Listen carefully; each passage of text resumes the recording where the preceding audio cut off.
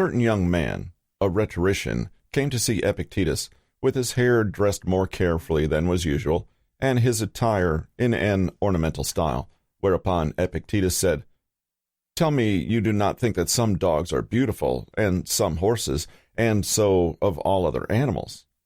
"I do think so," the youth replied. "Are not then some men also beautiful, and others ugly?" "Certainly." "Do we then, for the same reason, call each of them in the same kind beautiful, or each beautiful for something peculiar? And you will judge of this matter thus. Since we see a dog naturally formed for one thing, and a horse for another, and for another still, as an example, a nightingale, we may generally, and not improperly, declare each of them to be beautiful then, when it is most excellent according to its nature. But since the nature of each is different, each of them seems to me to be beautiful in a different way. Is it not so?" He admitted that it was. "That then which makes a dog beautiful makes a horse ugly, and that which makes a horse beautiful makes a dog ugly, if it is true that their natures are different." "It seems to be so. For I think that what makes a pancratist beautiful makes a wrestler to be not good, and a runner to be most ridiculous. And he who is beautiful for the pentathlon is very ugly for wrestling." "It is so," said he. "What then makes a man beautiful? Is that which in its kind makes both a dog and a horse beautiful?" "It is," he said. "What then makes a dog beautiful?" "The possession of the excellence of a dog. And what makes a horse beautiful? The possession of the excellence of a horse. What then makes a man beautiful? Is it not the possession of the excellence of a man? And do you then, if you wish to be beautiful, young man, labor at this, the acquisition of human excellence? But what is this? Observe who you yourself praise, when you praise many persons without partiality. Do you praise the just or the unjust?" "The just." "Whether do you praise the moderate or the immoderate?" "The moderate." "And the temperate or the intemperate?" "The temperate."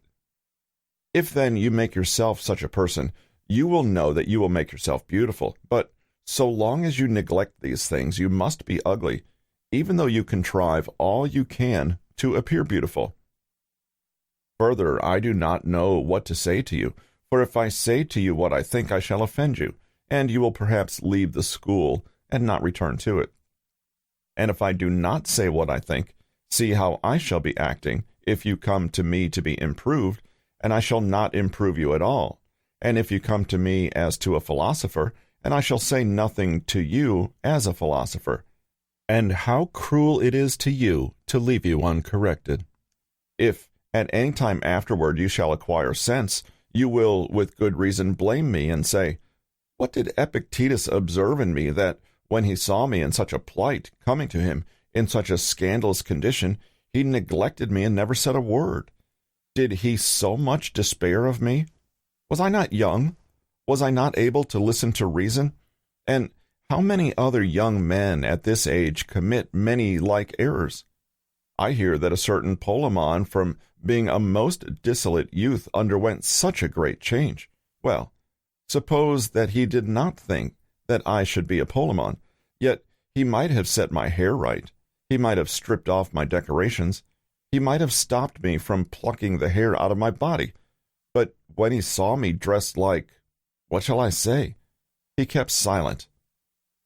I do not say like what, but you will say, when you come to your senses and shall know what it is and what persons use such a dress. If you bring this charge against me hereafter, what defense shall I make? Why, shall I say that the man will not be persuaded by me? Was Laius persuaded by Apollo? Did he and get drunk and show no care for the oracle? Well then, for this reason did Apollo refuse to tell him the truth? I indeed do not know whether you will be persuaded by me or not, but Apollo knew most certainly that Laius would not be persuaded, and yet he spoke. But why did he speak? I say in reply, but why is he Apollo? And why does he deliver oracles? And why has he fixed himself in this place as a prophet and source of truth? And for the inhabitants of the world to resort to him? And why are the words, "Know yourself," written in front of the temple, though no person takes any notice of them? Did Socrates persuade all his hearers to take care of themselves? Not the 1,000th part. But, however, after he had been placed in his position by the deity, as he himself says, he never left it. But what does he say even to his judges?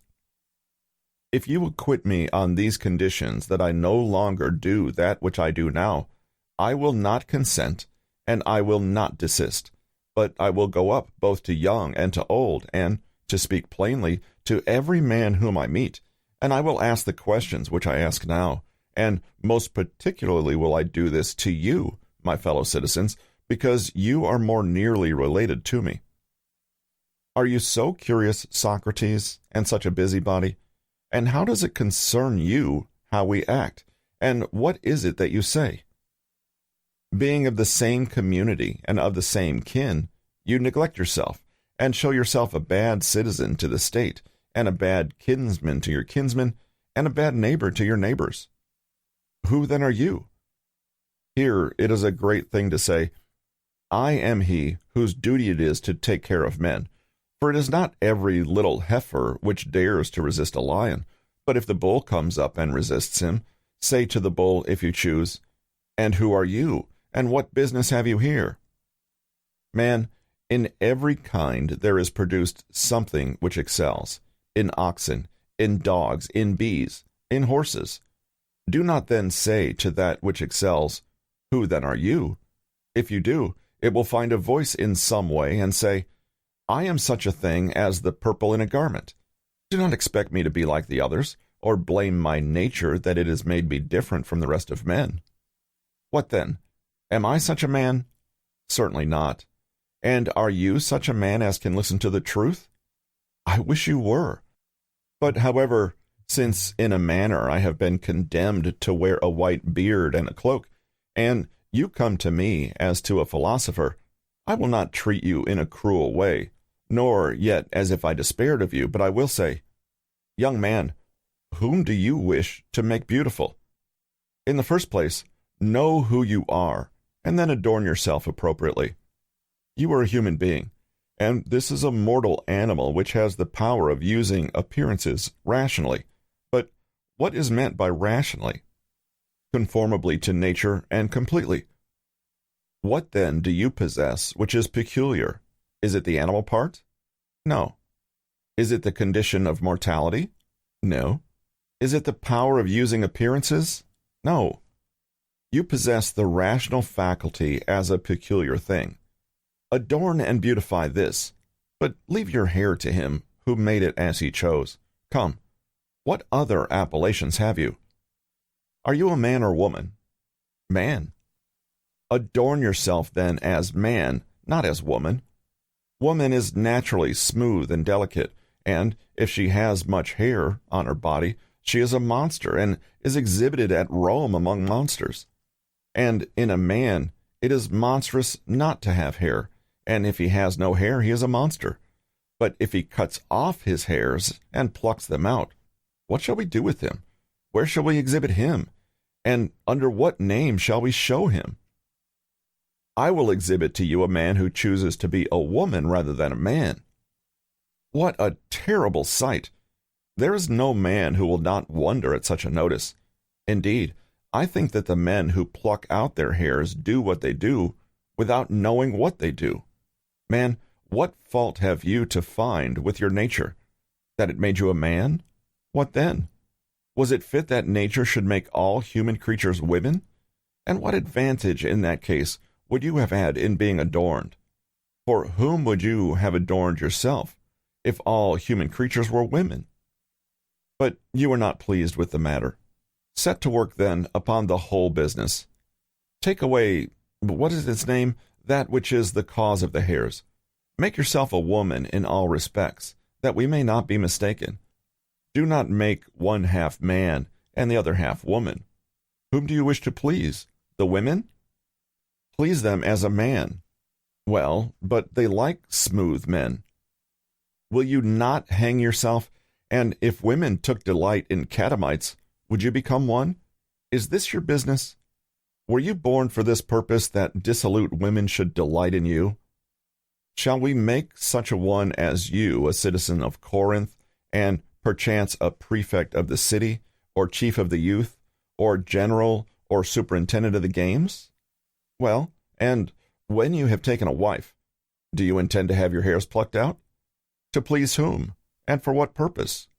And when you have begotten children, will you introduce them also into the state with the habit of plucking their hairs? A beautiful citizen, and senator, and rhetorician, we ought to pray that such young men be born among us and brought up. Do not so, I entreat you by the gods, young men. But when you have once heard these words, go away and say to yourself, Epictetus has not said this to me, for how could he? But some propitious good through him, for it would never have come into his thoughts to say this, since he is not accustomed to talk thus with any person. Come then, let us obey God, that we may not be subject to his anger. You say, no, but if a crow by his croaking signifies anything to you, it is not the crow which signifies, but God through the crow. And if he signifies anything through a human voice, will he not cause the man to say this to you, that you may know the power of the divinity, that he signifies to some in this way, and to others in that way, and concerning the greatest things and the chief, he signifies through the noblest messenger? What else is it which the poet says? For we ourselves have warned him, and have sent Hermes the careful watcher, Argus slayer, the husband not to kill nor wed the wife. Was Hermes going to descend from heaven to say this to him? And now the gods say this to you, and send the messenger, the slayer of Argus, to warn you not to pervert that which is well arranged, nor to busy yourself about it, but to allow a man to be a man, and a woman to be a woman, a beautiful man to be as a beautiful man, and an ugly man as an ugly man. For you are not flesh and hair, but you are will. And if your will beautiful, then you will be beautiful. But up the present time I dare not tell you that you are ugly. For I think that you are readier to hear anything than this. But see what Socrates says to the most beautiful and blooming of men, Alcibiades. Try then to be beautiful. What does he say to him? Dress your hair and pluck the hairs from your legs. Nothing of the kind, but adorn your will. Take away bad opinions. How with the body? Leave it as it is by nature. Another has looked after these things. Entrust them to him. What then? Must a man be uncleaned? Certainly not. But what you are and are made by nature cleanse this. A man should be cleanly as a man, a woman as a woman, a child as a child. You say, no, but let us also pluck out the lion's mane, that he may not be uncleaned, and the cock's comb, for he also ought to be cleaned. Granted, but as a cock, and the lion as a lion, and the hunting dog as a hunting dog. In what a man ought to be exercised who has made proficiency, and that we neglect the chief things. There are 3 things in which a man ought to exercise himself who would be wise and good. The first concerns the desires and the aversions, that a man may not fail to get what he desires, and that he may not fall into that which he does not desire. The second concerns the movements toward and the movements from an object, and generally, in doing what a man ought to do, that he may act according to order, to reason, and not carelessly. The third thing concerns freedom from deception and rashness in judgment, and generally it concerns the assents. Of these topics, the chief and the most urgent is that which relates to the affects, for an affect is produced in no other way than by a failing to obtain that which a man desires, or a falling into that which a man would wish to avoid. This is that which brings in perturbations, disorders, bad fortune, misfortunes, sorrows, lamentations, and envy, that which makes men envious and jealous, and by these causes we are unable even to listen to the precepts of reason. The second topic concerns the duties of a man. For I ought not to be free from affects like a statue, but I ought to maintain the relations natural and acquired, as a pious man, as a son, as a father, as a citizen. The third topic is that which immediately concerns those who are making proficiency, that which concerns the security of the other two, so that not even in sleep any appearance unexamined may surprise us, nor in intoxication, nor in melancholy. This, it may be said, is above our power. But the present philosophers, neglecting the first topic and the second, employ themselves on the third, using sophistical arguments, making conclusions from questioning, employing hypotheses, lying. For a man must, as it is said, when employed on these matters, take care that he is not deceived. Who must? The wise and good man. This, then, is all that is wanting to you. Have you successfully worked out the rest? Are you free from deception in the matter of money? If you see a beautiful girl, do you resist the appearance? If your neighbor obtains an estate by will, are you not vexed? Now, is there nothing else wanting to you except unchangeable firmness of mind? Wretch, you hear these very things with fear and anxiety that some person may despise you, and with inquiries about what any person may say about you. And if a man come and tell you that in a certain conversation in which the question was, who is the best philosopher, a man who was present said that a certain person was the chief philosopher, your little soul, which was only a finger's length, stretches out to 2 cubits. But if another who is present, you are mistaken. It is not worthwhile to listen to a certain person, for what does he know? He has only the first principles and no more. Then you are confounded, you grow pale, you cry out immediately, I will show him who I am, that I am a great philosopher. It is seen by these very things. Why do you wish to show it by others? Do you not know that Diogenes pointed out one of the sophists in this way by stretching out his middle finger? And then, when the man was wild with rage, this, he said, is the certain person. I pointed him out to you. For a man is not shown by the finger as a stone or a piece of wood, but when any person shows the man's principles, then he shows him as a man. Let us look at your principles also. For is it not plain that you value not at all your own will, but you look externally to things which are independent of your will? For instance, what will a certain person say, and what will people think of you? Will you be considered a man of learning? Have you read Chrysippus or Antipater? For if you have read Archedemus also, you have everything. Why are you still uneasy, lest you should not show us who you are? Would you let me tell you what manner of man you have shown us that you are?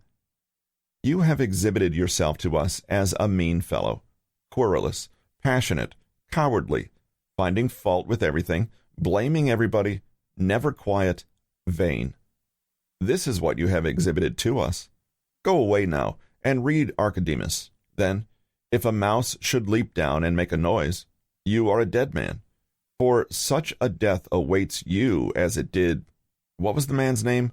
Crinus. And he too was proud, because he understood Archedemus. Wretch, will you not dismiss these things that do not concern you at all? These things are suitable to those who are able to learn them without perturbation, to those who can say, I'm not subject to anger, to grief, to envy. I'm not hindered. I'm not restrained. What remains for me? I have leisure.